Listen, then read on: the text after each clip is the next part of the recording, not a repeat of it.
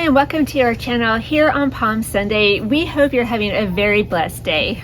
So Palm Sunday is the beginning of Holy Week, and at Mass today, Catholics traditionally each receive a blessed palm. So generally we wave them in the air or just hold them up as the priest walks into the church, and that is so that we're like the people of Jerusalem who waved their palms triumphantly when Jesus entered the holy city. So we have these palms with us all throughout Mass, and then we get to take them home. But then what? If you have ever wondered, then what? Don't worry, because today we have 10 ideas for you, 10 things that you can do with a blessed palm. So let's go ahead and get started. Okay, before we get started, friendly reminder that the palms on Palm Sunday have been blessed by a priest, and so they are full-fledged Catholic sacramentals, and those should be treated with reverence and respect. Which means that if the palm shreds during Mass, then all those little pieces should be picked up off the pew or off the floor, all taken care of and accounted for. You don't want to leave all those little shreds behind in the pew for someone else to clean up, and you definitely don't want to be stepping on them as you go into or out of the church. And this also means that the palms should not be taken home and thrown away or tossed out after Easter. But don't worry, we have lots of good ideas for you for how to enjoy them now and then take care of them later. Okay, number one, the classic and easiest thing to do is just to take your palms and put them into a pretty jar or a vase and just enjoy them in the same way that you would enjoy cut flowers.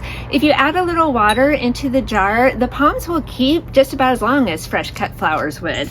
That's what we usually do at our house. We just put them in a jar. We enjoy them through Holy Week and Easter, and then we put them back in a glass-fronted cabinet that we have, and then every time we see them throughout the year, we have that connection. It takes us back to Easter and Holy Week. So number two is if you want to go a little bit more next level, and that is to take the palms right after Mass when they're still green and pliable and make them into the traditional palm crosses.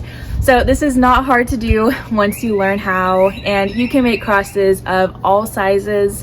The small ones you can actually wear throughout the week. You can pin them onto a coat or onto your shirt and have them serve as a reminder to bear your crosses patiently so you can share in the glory of Jesus at Easter. And then the big ones, you can make them and place them in all the different rooms in your house, or some families even have the tradition of making a cross for every member of the household. Number three, people who are crafty and even people who aren't so crafty can take a palm and turn it into a beautiful work of art. You can easily make a palm rosette, or you can split the palm into 3 pieces starting at the top and braid those, and then take the braid and form it into a cross, which makes a really beautiful decoration. You could put it on your door, or you could put it on a family altar, or you could try palm weaving, which sounds difficult, but it's really not. There are tons of videos online that will show you how to craft beautiful artwork out of your palms, so we'll link a couple down below for you. So number 4, if you are not the crafty type, you can simply take the palm or the piece of palm and reverently place it behind one of the crucifixes in your house. And then every time you see it there, it will be a visual reminder of Jesus's triumph over death. Number 5 is really easy, simple, and fun. Really anyone could do this, and that is to turn your palms into bookmarks. Just cut them up and dry them flat, weight them down with a book maybe, and then after they've dried, you have Catholic bookmarks.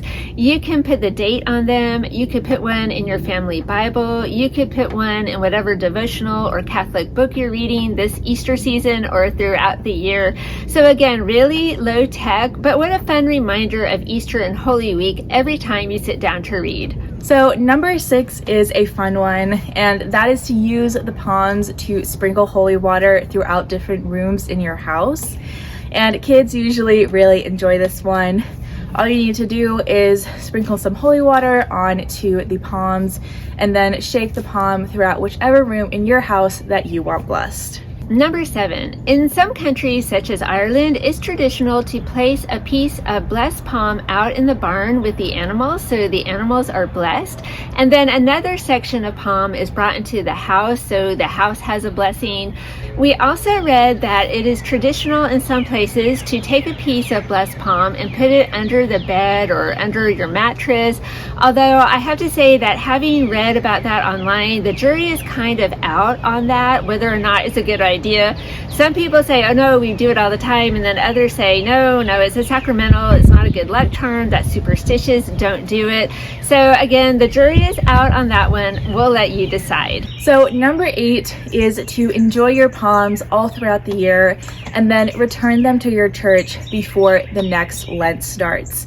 A lot of churches will take the blessed palms from the year before and burn those and use those ashes on Ash Wednesday.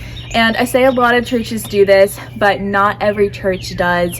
So make sure before you plan on this to call your church and see if this is something they offer. Number 9 is an idea that I really like a lot, and that is to take your palms and bury them in a corner of your garden or your yard. Because palms being sacramentals, it is 100% legitimate to dispose of them by burying them. So how cool is that to take your palms, bury them in your garden, and pray, asking God's blessing on your garden and asking for an abundant harvest.